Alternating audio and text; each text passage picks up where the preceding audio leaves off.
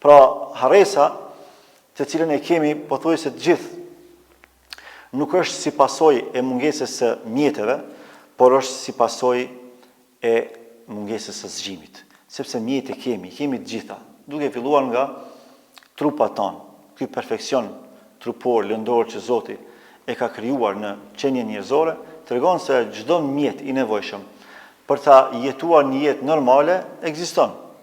Ne nuk na mungon asgjë këtë drejtim. Pastaj në aspektin material të jashtëm, i kemi gjitha mirësitë e Allahut, nën toksore, mbi toksore, që t'ja lehtësojmë vetes raportin e adhurimit dhe Allahut subhanahu wa taala.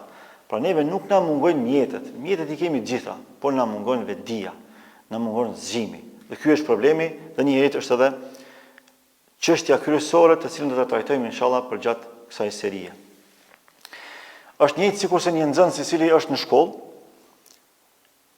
ai ka prezencë fizike, është prezent, e ka drasën para vetes, e ka mësuesin, e ka librin hapur, mirë po mendjen e ka krejtësisht diku tjetër. Si shembull i këtij nxënësi, jemi pothuajse të gjithë, me përjashtime të vogla. Pra, ne e kemi librin e Allahut, ne e kemi udhëheqjen shpirtërore, ne e kemi orientimin, udhëzimin hyjnor, ne e kemi mësuesin, që është Muhamedi sallallahu alaihi wasallam. I kemi të gjitha mjetet, por mendja jonë është zhvendosur në diçka krejtësisht tjetër. Nuk e kemi koncentrimin e nevojshëm si pasojë e mosnjohjes së thelbit të jetës, si pasojë e mos realizimit të qëllimit të jetës.